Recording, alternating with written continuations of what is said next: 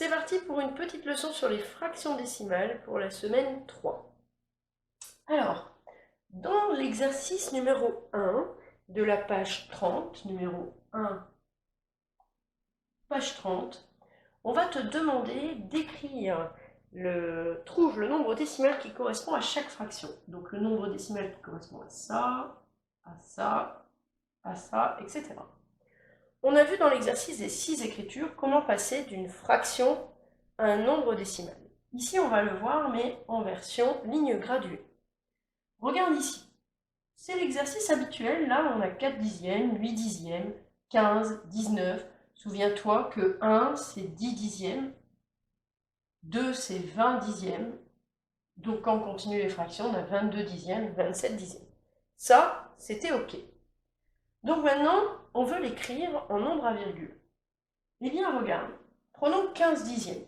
En réalité, un 15 dixièmes, combien j'ai d'entiers? J'ai 1 et j'ai encore 5 dixièmes. Donc j'ai 1,5 parce que ça va me faire 1 en nombre entier plus 5 dixièmes. Et ça, c'est égal à 10 dixièmes plus 5 dixièmes qui est égal donc à 15 dixièmes.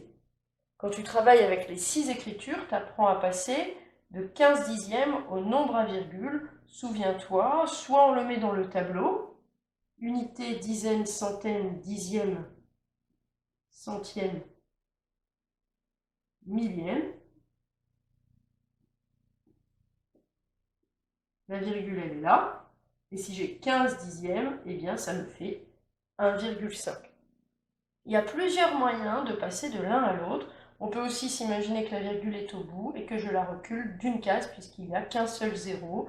Ça, c'est les petites astuces. Donc ici, si tu prends 4 dixièmes, qu'est-ce qu'on a en nombre entier? Ben, on n'a rien, on a 0. Donc ici, ça va faire 0 nombre entier.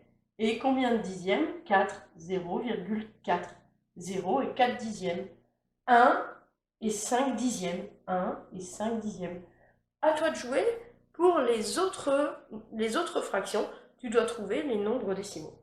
Alors si je regarde les autres exercices, l'exercice 2, tu dois trouver le nombre décimal qui correspond à chaque fraction. Donc là, en fait, on te fait sortir du tableau. Par exemple, ici, si on te dit 5 dixièmes, souviens-toi dans la leçon, on avait mis le 5 dans la case des dixièmes, mais si on veut le sortir du tableau, bah, si j'écris 5, bah, pour moi c'est 5 unités. Si je mets un 0 derrière, ah bah ça va pas, c'est 5 dizaines. Ah bah oui, mais je vais mettre un 0 devant, ça nous arrivait, ça nous arrivait pas, parce que écrire 0,5 ça sert à rien, sauf si il y a la virgule. Donc grâce au 0 devant et à la virgule, je vais pouvoir positionner le 5 après dans la partie décimale. Donc si je mets 0,0 ici, ça va être mes centièmes, 0,00 et ici, ça va être les millièmes. Et donc si j'écris tout de suite après la virgule, ça va être les dixièmes. Donc là, ce chapitre va te permettre de faire le lien entre les fractions et les nombres décimaux. Donc, soit tu utilises le tableau et tu le sors, soit tu arrives dans ta tête à bien positionner les chiffres ici en fonction de la virgule et tu peux te passer du tableau. Donc, tous les exercices vont servir à ça. L'exercice 3, tu as une décomposition. Par exemple, on va te dire 3 unités plus 4 dixièmes plus 3 centièmes. Et bien là, tu dois le sortir et l'écrire. Alors, tu dois compléter dans le tableau, simplement. Le mettre dans le tableau, hop, et ici, tu as la virgule. L'exercice 4, on te fait le lien avec la monnaie. L'exercice 5, tu vas comparer des fractions et des nombres décimaux. Donc, si tu as bien compris l'exercice nombre avec les 6 écritures, ce chapitre-là, ça va aller tout seul. Bon courage!